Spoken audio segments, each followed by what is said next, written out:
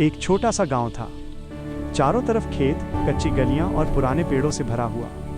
उस गांव में लोग बहुत सीधे साधे थे, लेकिन एक चीज़ वहां बहुत कड़वी थी, जाति और समाज का डर। उसी गांव में एक लड़का रहता था जिसका नाम आरव था। आरव गरीब परिवार से था, लेकिन दिल का बहुत साफ था। गांव के स्कूल में पढ़ता था और अक्सर शाम को नदी के किनारे बैठकर किताबें पढ़ा करता था। उसी गांव में एक लड़की भी रहती थी, मीरा। मीरा बहुत सुंदर थी। उसकी आंखों में एक अजीब सी चमक थी। वो अमीर घर की लड़की थी। उसके पिता गांव के बहुत बड़े आदमी थे, जिनकी बात पूरे गांव में मानी जाती थी। एक दिन की बात है, आरव हमेशा की तरह नदी किनारे बैठा था। तभी उसने देखा कि एक लड़की पानी भरने आई है। हवा हल्की हल्की चल रही थी और सूरज डूबने वाला था। जैसे ही लड़की ने पीछे मुड़कर देखा, आरव बस उसे देखता ही रह गया। वह मीरा थी। पहली बार दोनों की नज़रें मिली और उसी पल जैसे समय रुक गया। उस दिन बस हल्की सी मुस्कान हुई और दोनों अपने अपने घर चले गए। लेकिन कहानी यहीं ख़त्म नहीं हुई। अब रोज़ शाम को मीरा पानी भरने आती और आरव नदी किनारे बैठा होता। धीरे धीरे मुस्कान बातों में बदल गई और बातें दोस्ती में। कुछ महीनों बाद दोनों को एहसास हुआ कि यह दोस्ती अब प्यार बन चुकी है। वे छुप छुप कर मिलते थे, कभी पुराने बरगद के पेड़ के पास, कभी खेतों में, कभी नदी किनारे। दोनों ने एक दिन फैसला किया, हम शादी करेंगे, चाहे कुछ भी हो जाए।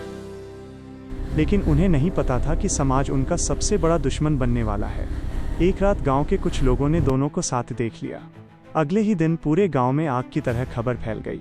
लोग कहने लगे, ये हमारे समाज की इज्जत के खिलाफ है। मीरा के पिता गुस्से से पागल हो गए। एक रात कुछ लोग आरव को पकड़कर गांव के बाहर ले गए। उसे बहुत मारा, इतना कि वो खड़ा भी नहीं हो पा रहा था।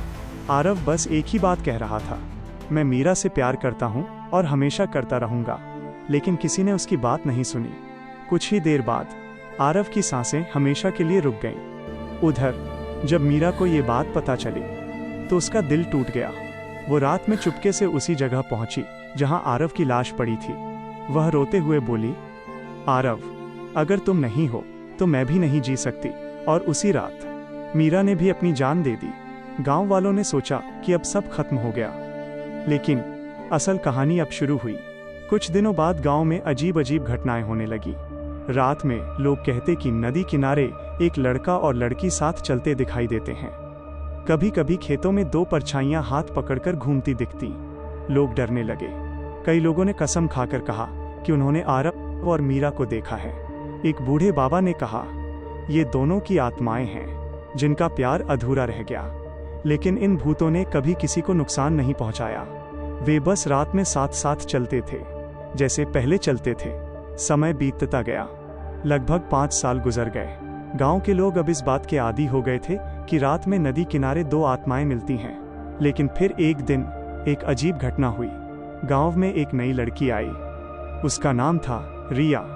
जैसे ही आरव की आत्मा ने उसे देखा, वो चौंक गया। रिया बिल्कुल मीरा जैसी दिखती थी। धीरे धीरे उसे एहसास हुआ कि ये कोई साधारण लड़की नहीं है, ये मीरा का पुनर्जन्म है। अब हर रात आरव की आत्मा रिया के पास जाने लगी।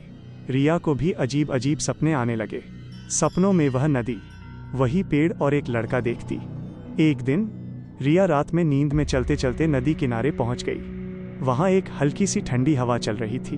अचानक उसके सामने एक धुंधली आकृति खड़ी थी। वो आरव था। रिया को डर नहीं लगा, उसके दिल में अजीब सी शांति थी। आरव ने धीरे से कहा, मीरा, क्या तुम्हें कुछ याद है? रिया की आंखों से आंसू गिरने लगे। उसे अपने पिछले जन्म की सारी बातें याद आने लगी। वह रोते हुए बोली, आरव, इस बार हमें कोई अलग नहीं करेगा। धीरे धीरे आरव की आत्मा कमजोर होने लगी, क्योंकि आत्माएं हमेशा दुनिया में नहीं रह सकती। लेकिन इस बार किस्मत को शायद दोनों पर दया आ गई। कुछ महीनों बाद गांव में रिया की शादी तय हुई। जब दूल्हा घोड़ी पर बैठकर आया तो सब लोग चौंक गए। वो बिल्कुल आरव जैसा दिखता था, जैसे उसकी आत्मा ने नया शरीर ले लिया हो। कहते हैं उस रात जब शादी हो रही थी, गांव के पुराने बरगद के पेड़ के पास दो धुंधली परछाइयां खड़ी थी। वे मुस्कुरा रही थीं, जैसे कह रही हों, अब हमारा प्यार पूरा हो गया। और फिर धीरे धीरे वे परछाइयां हवा में गायब हो गईं। उस दिन के बाद गांव में कभी कोई भूत नहीं दिखा। लेकिन आज भी गांव के बुजुर्ग कहते हैं, अगर प्यार सच्चा हो तो मौत भी उसे अलग नहीं कर सकती।